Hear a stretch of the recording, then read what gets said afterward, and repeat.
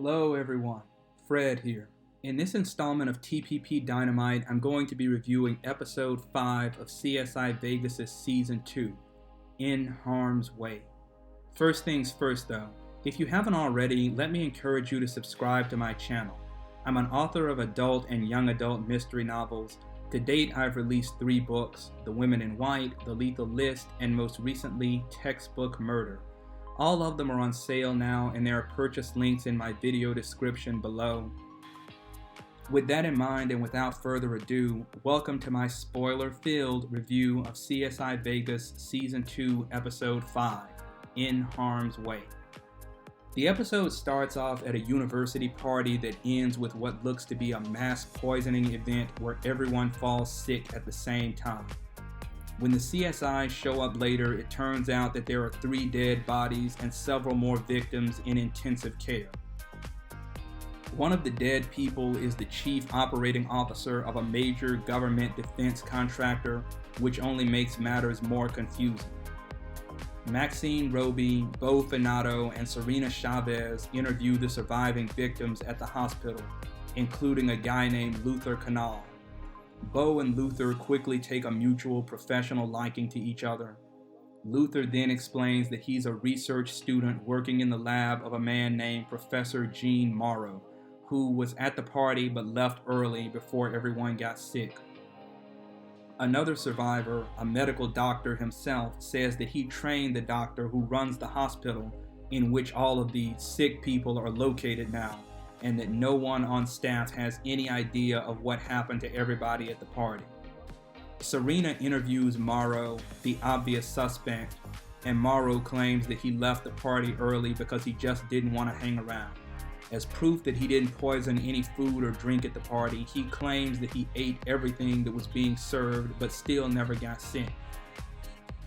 Serena actually makes him vomit up the contents of his stomach for lab testing, only for Ali Rajan and Jay Park to later tell her that she needn't have bothered because they have surveillance footage to prove that Morrow was telling the truth about eating and drinking everything at the party. That, of course, leaves the question of just what was done to hurt everyone at the party if the food and drinks weren't spiked. Meanwhile, Catherine Willows is still looking for answers regarding what happened to her missing student, Grace Wang. This week, that search includes hunting down Grace's stripper roommate Monica at a local club where she's working. Monica is surprised to hear that Grace is dead and agrees to meet Catherine at the crime lab to talk. At the crime lab, Monica tells Catherine that she and Grace used to have a side job at a private poker room, and that on one night when she and Grace were working there, Grace was gifted a very expensive watch from one of the poker players in exchange for her silence about a subject that Grace never mentioned to Monica.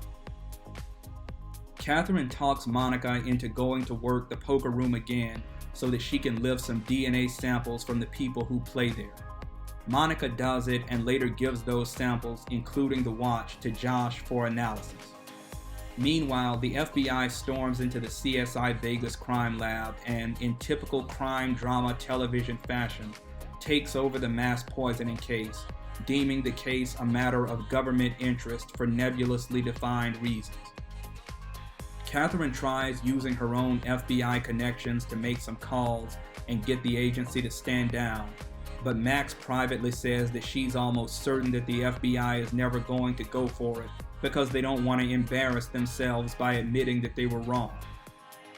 The FBI takes all of the dead bodies from the morgue, but Bo cleverly holds back a dead rat that he found in a pool at the scene and that he reasons might have suffered the same fate as the human victims.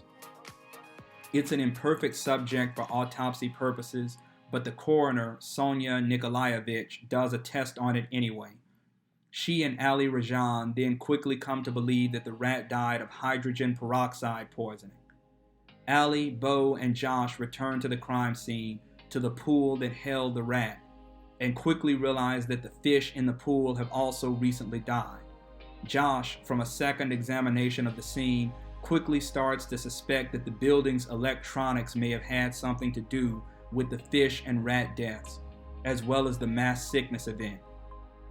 When Josh and Bo investigate an electronic shack on the property, They find some sort of directed energy weapon that's covered up and that was pointed in the direction of the building where everyone got sick, as well as the general area where the rat and fish died. Bo and Josh bring the device to Max, explaining that it's actually a high-powered electromagnet with a very uniquely designed power source. The electromagnet was pointed at the people at the party. When it was activated, it effectively scrambled the electronic centers of the partygoers' brains and nervous systems, causing mass sickness and physiological imbalance. The deaths of the 2 people who died, as well as the wildlife, were complete accidents.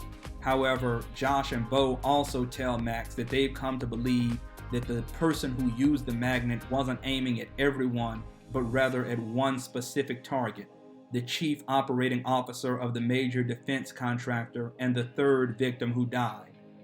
That man had an electric insulin pump in his chest, and the electromagnet killed him directly by causing that pump to fail. Basically, every other death or illness that occurred at the party was accidental collateral damage, but the chief operating officer was premeditated murder. The CSIs then realized that Professor Morrow and his research team had the know-how to build the electromagnetic weapon because they were working on a similar design as a research project. In fact, the chief operating officer had a closed deal to buy Morrow's team's research project for use by his defense contractor organization. That was the whole reason for the party at which everyone got sick in the first place. So Professor Morrow once again becomes the prime suspect, though this time his research team joins him on the suspect list. Serena and Max talk to Morrow and his team at their university, but Morrow admits that while his team did use technology similar to that of the weaponized electromagnet, his team's research project was designed only to sterilize medical equipment, not to induce mass sickness or to kill. While Morrow talks, Max, in her forensic kinesiology specialization, realizes some physical tells about Luther that let her know that he's been faking his illness ever since the CSIs first met him in the hospital. Of course, there's only one reason why he'd be doing that. He wanted to look like he suffered from the electromagnetic attack like everyone else did when he really hadn't. While Bo and Josh disassemble the electromagnet for trace evidence implicating Luther, Bo privately admits to Josh that he likes Luther and is hoping that Luther isn't the killer. Josh sympathizes with him, but also uses the moment to teach Bo a valuable lesson, one that Allie and Serena really could have stood to learn back in episodes 2 and 3. Josh tells Bo that CSIs are people and inherently bring their feelings into the cases that they work, but that their job is to gather and read evidence, not point fingers, or else innocent people could end up losing their freedom. Bo takes the lesson to heart. Max and Serena later confront Luther in the interrogation room with CAT scan evidence to prove that he never suffered the same electromagnetic attack that everyone else at the party did, meaning that he got out of Dodge before the attack and that he faked his illness so that people would believe that he was a victim too. The final nail in Luther's coffin, however, comes when Bo wheels in the electromagnet and turns it right on Luther, causing him to freak out and proving that Luther knows exactly what the thing does because he built it. Facing unassailable evidence of his guilt, Luther finally comes clean. He and Morrow and their team built their research project to sterilize medical equipment and save lives, but the defense contractor swooped in and bought their project before making plans to weaponize its unique power source for battlefield use. Luther, who built the power source and who feels that he had no other choice, weaponized the power source himself and used it with the electromagnet to kill the chief operating officer in a bid to stop the purchase from going through. In Luther's mind, killing the man behind the purchasing deal was a worthwhile sacrifice when measured against the many lives that the weaponized research project may otherwise have taken on the field of battle. When Bo disagrees with Luther's reasoning, Luther turns the argument back around on Bo. He tells Bo that he knows about Bo's history of creating inventions in the private sector. inventions that were made for peaceful purposes, but that were appropriated by the military and later used to kill. And Luther asks Bo what he thinks that his own body count is. Luther is arrested, and Max consoles Bo by telling him that it's not his job to decide what should happen, but only what did happen. She tells him that he did his job well that day. Bo accepts her congratulations, but he's still very bothered. Catherine secretly meets her friend Jody again to ask about a man named Mikhail Kozlov, who was identified as the owner of the watch that Grace had. Jody admits to Catherine that the Eclipse Casino has hosted Kozlov several times, but that Kozlov just recently hopped on a plane to Belarus. For the second time this season, Jody begs Catherine to just let Grace's disappearance go and stop investigating. For the second time this season, Catherine ignores Jody. She tells Monica about Kozlov and asks Monica to keep her number in her phone. Catherine later tells Max that she's heading overseas to continue her investigation into Grace's death and basically makes the sort of quiet exit from this show that I'm sure will allow her to return just when the plot gets interesting enough to warrant it. Probably in the back half of this season, possibly within the final 2 or 3 episodes. Allie, who's been able to tell throughout this episode that Max is still emotionally affected by her attack in episode 4, gives Max some rather sagely advice about controlling the fear inside of her and refusing to let it handicap her. With that settled, Max bids goodbye to the FBI agents, who refuse to thank her for solving their case and who seize the electromagnetic weapon, most probably for the private use of the US government later. Bo and Max watch the agents leave together, then Bo reveals cleverly to Max that he took the power source out of the weapon before it was confiscated, rendering the electromagnet useless because Luther was the only one who knew how to design the power source. The end. So here are my thoughts. This was a pretty good episode all told. The mystery was solid. I did guess Luther's involvement from the moment that he was first introduced at the party at the beginning of the episode. It was just a feeling that I had. I couldn't guess his motive though, or how the killings were carried out, which still made the A-plot interesting to me. I really have liked Bo as a character since he showed up in this season's first episode, and I've been pretty invested in his slow development from a private sector genius into a CSI. This episode has him front and center, which was just fine by me, especially since that meant less focus on either Allie or Serena. This episode also raised some pretty interesting ethical questions about the morality of using any means necessary to ensure that science is used to save lives versus take them. And having the big-hearted Bo at the center of that discussion made me get a little bit more into it. It made it land a little bit harder for me. The B-plot of the Grace investigation, however, was pretty lackluster. I've commented on this in other Season 2 episode reviews, but I really believe that what made Season 1's overarching mystery so epic was the number of slick twists and turns that it took, as well as the stakes.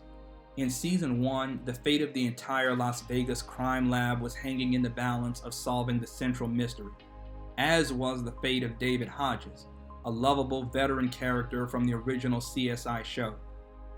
This season, the only thing hanging in the balance of solving the overarching mystery is justice for a person whom only Catherine knows, a person whom the viewer hasn't even seen once in real time on screen, a person we don't even know except through Catherine's secondhand exposition dumps.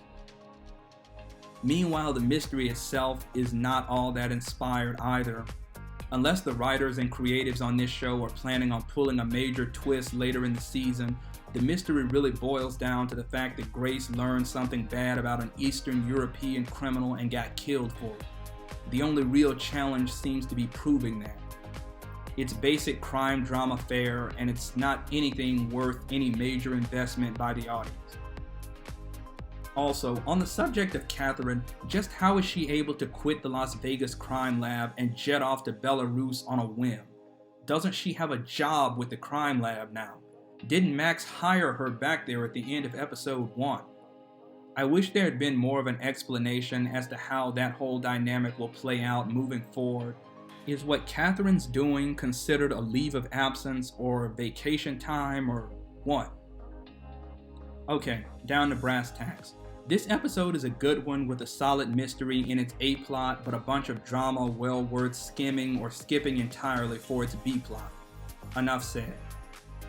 I give CSI Vegas Season 2 Episode 5 In Harm's Way 3.5 Cronuts out of 5. At any rate, tell me what you think in the comments below. If you like this video, don't forget to leave a like, click subscribe, and please ring that bell. So long.